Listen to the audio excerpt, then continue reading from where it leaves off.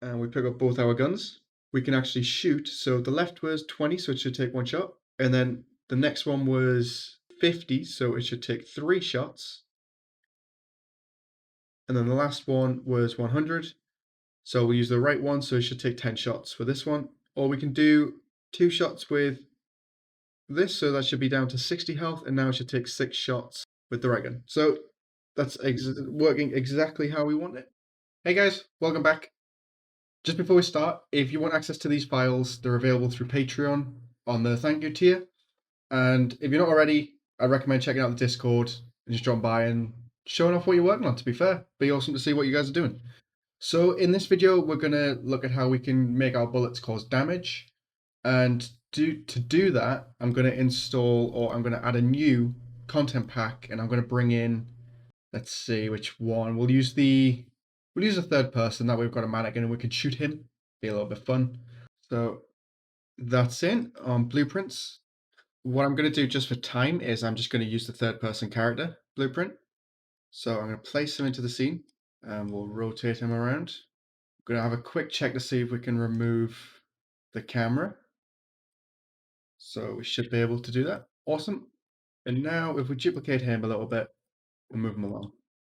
So we've got 3 examples, and now what we're going to do is going to create an actor component. What we're going to do first is set up our paintball to actually cause damage. So we're going to open our paintball. In the event graph, we're actually going to search for our projectile movement, and I'm going to use on projectile bounce. So once it bounces once, we're going to cause damage and destroy the bullet at the exact same time. So we're going to hit that. So after we've got our project movement, we're going to drag off impact result, and we're going to do break hit result, because we're going to need access to our hit actor. And what we're also going to do is we're going to do this once. So do once. So no matter what the ball hits, it's going to get destroyed, because we don't need our paintballs to bounce. Next thing to do is drag off and do apply damage. And you'll see we've got game, damage, apply damage. So Unreal already has a system set up for this. So we're just going to take advantage of that and reuse it. So the damage actor is going to be our hit actor.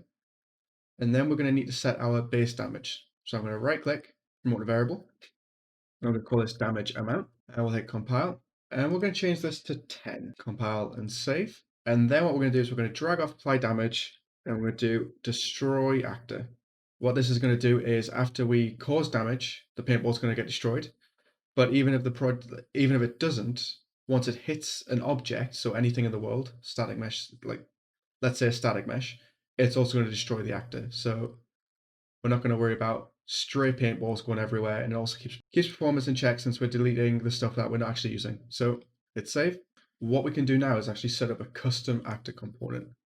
So you could do this in the third person character, but I like being able to make my code essentially modular, so we can drag this to anything in the scene and have it work. So I'm going to go to my blueprints folder. I'm going to right click, go to blueprint class, and I'm going to create an actor component. I'm going to call this AC with the prefix, so it's actor component take damage. And then in here, we're going to need to do some stuff. So the first thing I'm going to do is create a custom event. I'm going to call this take damage. And now what we're going to need is 2 variables, at least 2 floats. The first one's going to log how much damage we've taken.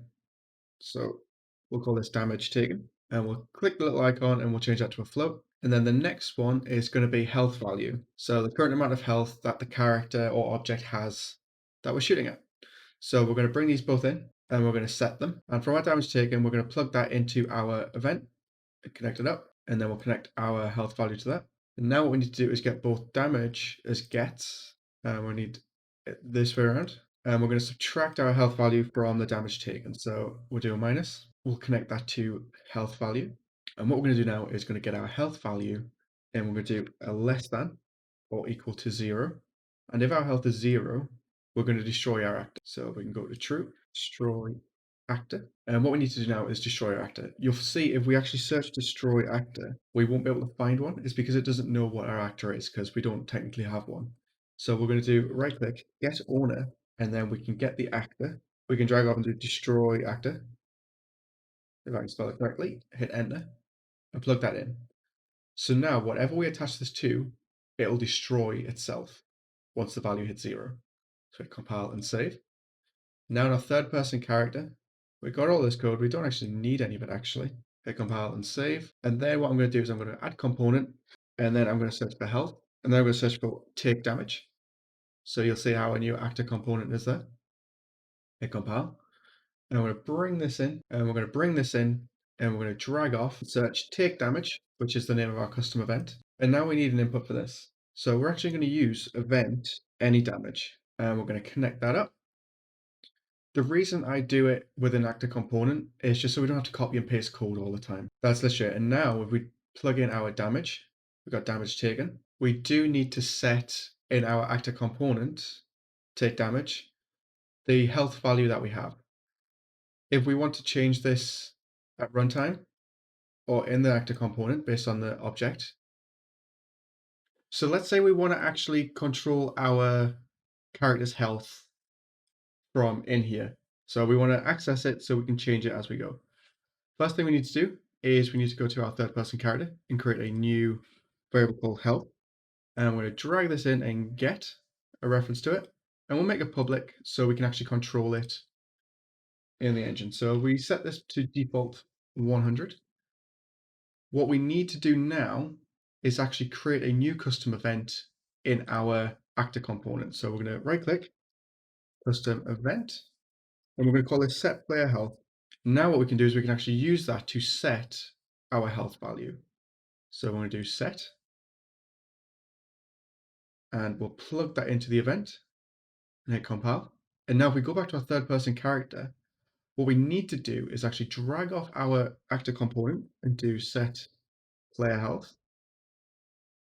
And we'll do an event begin play. So when the game starts, it's going to look for this health value and it's going to set it. So we can hit compile and save. And now if we jump back in, we should still be able to destroy our character, which is exactly what we can do. So if we jump in and we select our characters now, you'll see we've got health. I'm going to change this to 20. I'll change the second one to 50. And our third one is going to be 100. So now if we hit save, we're going to hit play. We can grab our controllers or our guns and we can shoot our characters. 10. And then it should be 1, 2, 3, 4, 5. And then 1, 2. Excellent. So now our characters have adjustable health points. We can control them. But what about our weapons? Let's say we want to change the amount of damage and we want to do it from the guns. Let's set that up now. So what we can do is to actually change our damage amount from our paintball. So control this value here. We go to our paintball gun and off return value, we can actually do damage or set damage amount. From that, we can plug that in and we can promote this to a variable and hit enter. And now if we compile and save, we can make this public so we can actually access it and change it. And by default, it's 0. We'll set this to 10 by default. Hit file and save. And now you can see we've actually got damage amounts. So this is 20 for the first one. So let's change the left gun to 20. So it should take 1 shot. 50, the right gun will take, keep it at 10. And then the guy at the end will be 100 still. So if we jump in and we pick up both our guns, we can actually shoot. So the left was 20, so it should take 1 shot. And then the next one was 50, so it should take 3 shots. And then the last one was 100. So we use the right one, so it should take 10 shots for this one. Or we can do 2 shots with this, so that should be down to 60 health, and now it should take 6 shots with the right gun. So that's working exactly how we want it. So I really hope you enjoyed this video. If you did, leave a comment down below of what you want to see next, and maybe even a like. It helps with that YouTube algorithm. Everyone says it pretty much does. If you know anyone that's trying to do something similar, why not share the videos? We do also have a Discord. If you're not already part of it, it would be awesome to see you drop in and show off what it is you've been working on, especially if you're using some of the tutorials. Great to see how people are actually implementing them.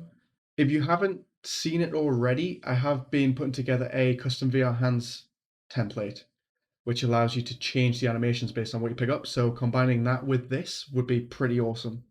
So let me know what you guys think. I'd love to see you over onto the Discord. If you want access to the files for this project, they can be downloaded through Patreon with the thank you tier. And until next time, stay safe, and I'll see you then.